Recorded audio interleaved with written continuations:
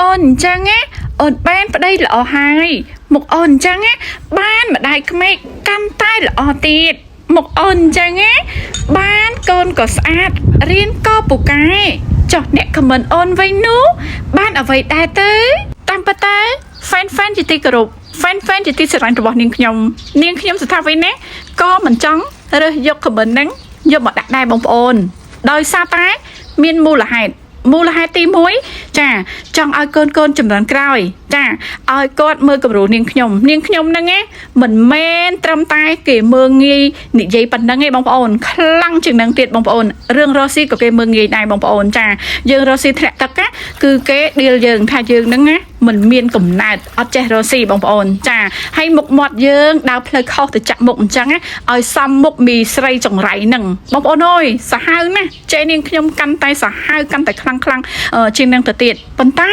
នាងខ្ញុំអត់រវីរវល់ទេបងប្អូនអត់រវីរវល់ទេនាងខ្ញុំលើកយកមុខនិយាយនេះចង់បង្ហាញឲ្យកូនចាអូនចំនួនក្រោយដែលគាត់ជួបបញ្ហាមិនថាបញ្ហារស់ស៊ីមិនថាបញ្ហាដើរផ្លូវខុសប្រការណាមួយទេសូមឲ្យក្លាហានចាសូមឲ្យក្លាហានកុំយកសម្ដីគេ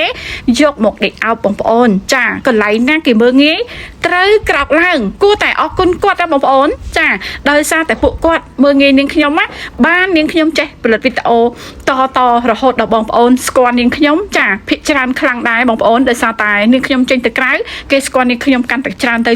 ហើយអញ្ចឹងហើយដោយសារតែភាពមើងងាយហ្នឹងបានឲ្យនាងខ្ញុំហ្នឹងប្រឹងប្រែងផលិតវីដេអូកាន់តែខ្លាំងទៅចាមកយូហើយបងប្អូនហ្នឹងតេតងនឹងមកយូចានាងខ្ញុំមានបន្លែនាងខ្ញុំអត់លើកយកខមមិននឹងយកមកដាក់ប៉ុន្មានទេបងប្អូនដោយសារតែបន្លែគឺជាមកយូតាក់ទាញមួយឯងអញ្ចឹងនាងខ្ញុំអត់សូវយកដាក់ទេប៉ុន្តែមួយរយៈនេះនាងខ្ញុំអត់មានបន្លែអញ្ចឹងនាងខ្ញុំលើកខមមិននឹងយកមកដាក់អរគុណគាត់ទេបងប្អូនដោយសារតែមានខមមិនស៊ីនរបស់គាត់ហ្នឹងនាងខ្ញុំយកមកដាក់ហ្នឹង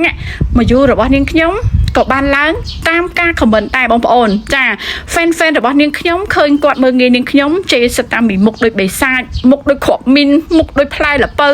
មុខដូចអូយថាមិនបាច់និយាយទេបងប្អូនហើយខមមិនហ្នឹងពាក្យស្រាលទេបងប្អូនខមមិនមុនណាបងប្អូនអើយគាត់តាក់ទាញនាងខ្ញុំឲ្យចូលគោរពរបស់គាត់នាងខ្ញុំអត់ចូលបងប្អូនដល់ពេលអញ្ចឹងទៅគាត់មានកូនចៅកូនធៀងគាត់ហ្នឹង